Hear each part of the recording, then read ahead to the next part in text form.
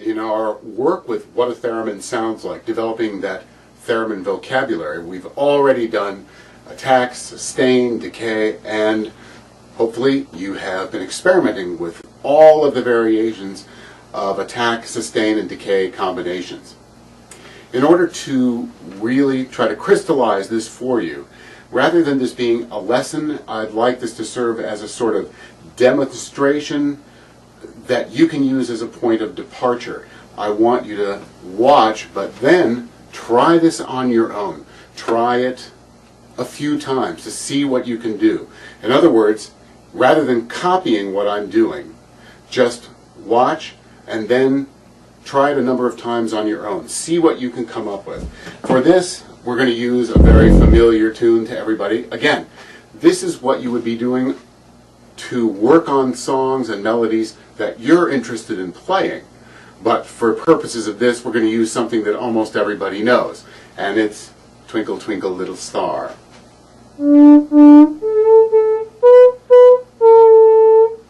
And so on.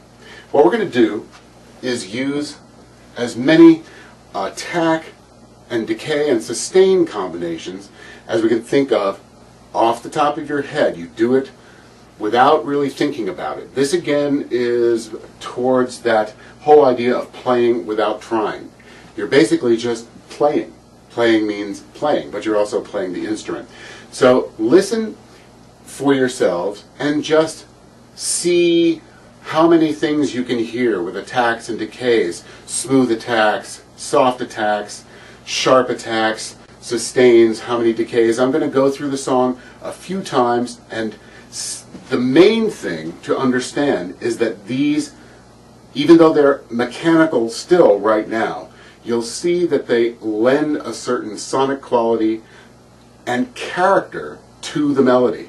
And this is why we're exploring this, so that you can learn what types of combinations you can use to lend a particular type of character that you want to imbue the music with. So let's just experiment.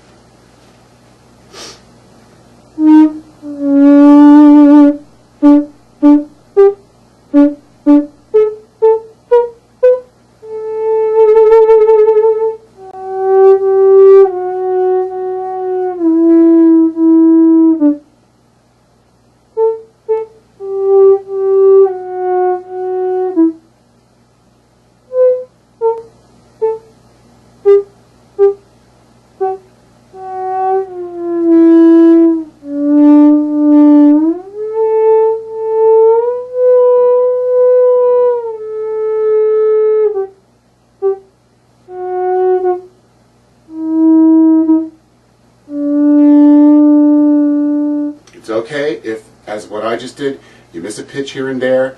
We're looking at these attack, decay, sustain combinations, and sometimes your concentration can flag in terms of the pitch.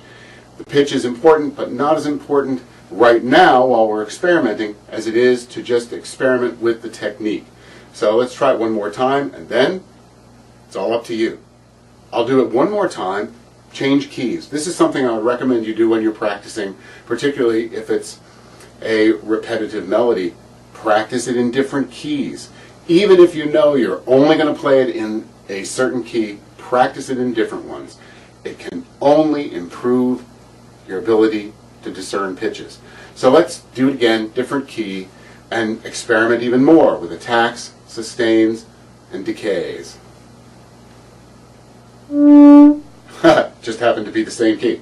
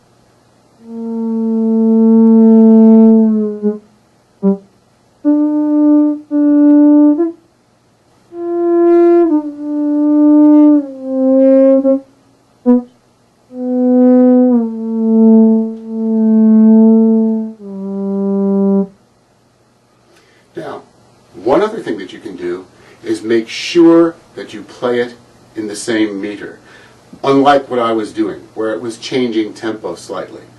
That will give you even more of a challenge.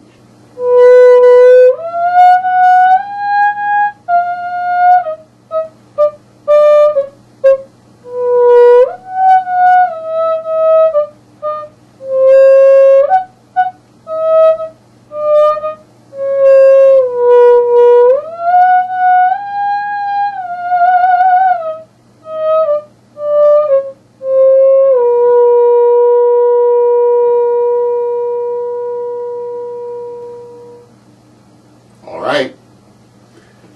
Practice this song just for the heck of it, and practice songs you want to be able to play in this manner.